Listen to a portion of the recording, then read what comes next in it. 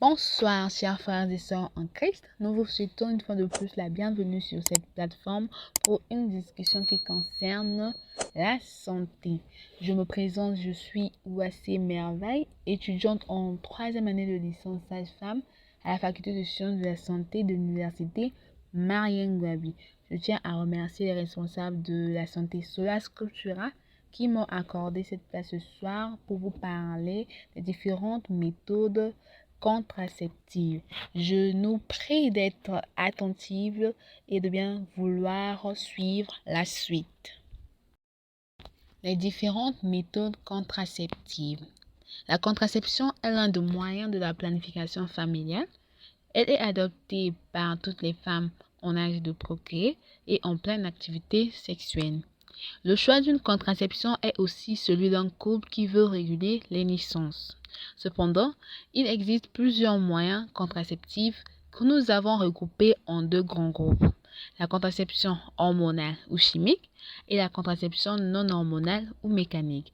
Ces deux grands groupes de méthodes contraceptives vont nous être expliqués bientôt. Merci de suivre la suite. Les différentes méthodes contraceptives. Alors, que pouvons-nous dire sur la contraception? La contraception est l'ensemble des procédés destinés de manière temporelle et réversible à empêcher la fécondation ou l'annulation de l'œuf. Les différentes méthodes contraceptives que nous allons parler ce soir, il s'agit de la contraception hormonale et de la contraception non hormonale. Alors, la contraception hormonale, c'est celle qui utilise des hormones, quelle que soit la voie d'administration. Le but de cette méthode est de perturber le cycle menstruel, bloquer l'ovulation, rendre la muqueuse utérine moins accueillante, épaissir la glaire cervicale pour empêcher le passage des spermatozoïdes. Alors, dans les différentes méthodes contraceptives hormonales, nous avons des moyens que nous pouvons utiliser comme l'utilisation de la pilule, dont il existe des ostroprogestatifs. Ce sont des pilules combinées, donc ils contiennent deux types d'hormones, les oestrogènes et la progestérone. Nous avons également les microprogestatifs qui contiennent une seule hormone.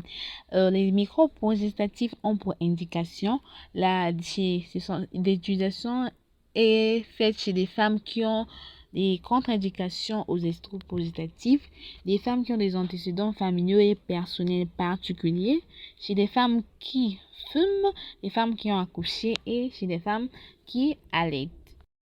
Hormis l'utilisation de pilules, nous avons l'utilisation des patchs. Il s'agit d'un patch à coller sur la peau qui diffuse les hormones dans le sang. Ces patchs peuvent être posés sur le dos, sur le bras, sauf sur la poitrine. Nous avons également l'utilisation d'un anneau vaginal. C'est un anneau souple à placer soi-même dans le vagin, simplement comme un tampon. On le laisse en place pendant 3 semaines. Il y a aussi l'utilisation d'un dispositif intra-utérin, le stérilet hormonal, dont nous allons parler des indications, des contre-indications et des complications bien après. Il y a également l'utilisation des implants qui sont des équivalents des microprogestatifs. Ces implants sont sous forme de tiges d'allumettes dont on place sous la peau sous une anesthésie. Ils ont une durée de 3 ans. Parmi les différents moyens de contraception hormonale, nous avons l'utilisation de l'injection d'hormones. Utilisée chez les personnes qui ont des troubles psychiatriques. Donc, ce sont des circonstances particulières. Donc, pendant une durée de 3 mois. Parmi les moyens de contraception hormonale, nous pouvons enfin citer la pilule du lendemain qui peut être utilisée chez des femmes qui ont oublié de prendre leur pilule, chez des personnes qui ont eu à rencontrer des circonstances de préservatifs rompus. Mais les contraceptions hormonales ont une indication médicale. Donc, les femmes ou les couples qui veulent adopter la méthode contraceptive hormonale doivent être interrogés chez des personnels de santé qualifiés pour un interrogatoire très poussé. Certes, la contraception hormonale peut empêcher la grossesse, mais ne protège pas contre les infections sexuellement transmissibles. À présent, nous allons parler de la contraception non hormonale. Alors, la contraception non hormonale est l'ensemble des méthodes permettant une régulation temporaire des naissances sans recours à une substance hormonale, quelle que soit la voie d'administration. Parmi les moyens de la méthode de contraception non hormonale, nous pouvons citer la contraception traditionnelle constituée de méthodes naturelles, la contraception vaginale ou par méthode barrière, et enfin nous allons parler de la contraception définitive. Alors premièrement, nous allons parler de la contraception par méthode naturelle. Nous avons le coït interrompu ou retrait, c'est le retrait de la verge du vagin avant l'éjaculation qui devrait se faire loin de la vulve. Cette méthode est déconseillée aux hommes ayant une éjaculation prématurée, des femmes anxieuses, chez des couples non mariés. Nous avons également la continence périodique, abstinence au rapport sexuel pendant la période fertile du cycle. Comme moyen, nous avons l'utilisation de la méthode de température, la méthode Billing, basée sur l'observation de la glaire cervicale par la femme, la méthode du calendrier ou de Gynox. Après, nous allons parler de la méthode MAMA.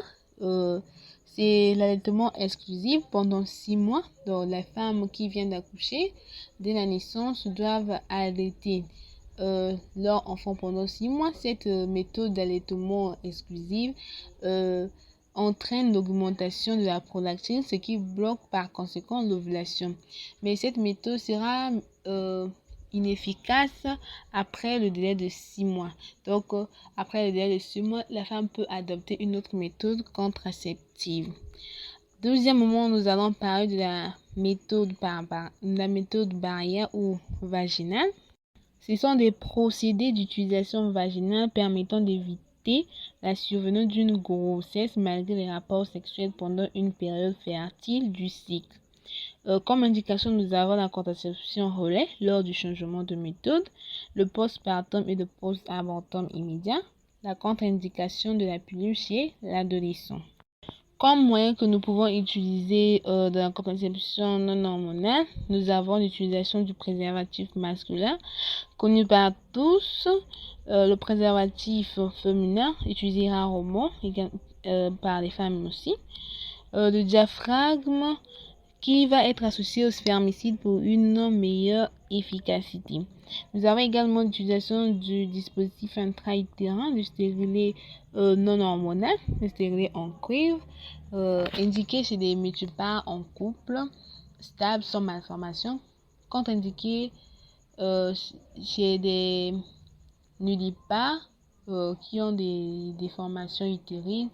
Nous pouvons avoir les fibres utérines cicatricielles, les malformations. Chez les femmes ayant des risques d'infection, donc les femmes qui ont le diabète, les femmes qui ont des partenaires multiples, les femmes qui ont des pathologies cardiovasculaires. Comme complication de cette méthode, nous avons la perforation utérine, la migration du stérilet, la survenue d'une grossesse extra-utérine, la malformation, la maladie inflammatoire du pelvis. Enfin, nous allons parler de la contraception définitive, une contraception à vie, utilisée chez les femmes et les hommes. Donc, chez les femmes, nous avons la ligature des trompes et chez les hommes, nous avons la vasectomie, qui consiste à boucher les canaux déférents. C'est une chirurgie faite par les urologues. Nous allons parler de quelques effets secondaires, surtout chez les personnes utilisant la méthode contraceptive hormonale. Donc, il peut y avoir des effets secondaires, une légère acné, les vomissements, les nausées, les petits saignements entre le cycle. L'effet secondaire grave que nous pouvons avoir, c'est le risque thromboembolique veineux. Nous avons parlé des différents types de méthodes et quelques effets secondaires. Nous pouvons dire à la fin que chaque femme a son histoire, ses antécédents familiaux et personnel particulier. Selon son âge et ses attentes, peut choisir le type de contraception qui lui convient. Et ce choix doit être guidé par un personnel de santé qualifié qui procédera par un interrogatoire poussé. La meilleure contraception, c'est celle qu'on choisit, ce n'est pas celle de sa cousine ni de son ami. Nous vous remercions d'avoir suivi jusqu'à la fin.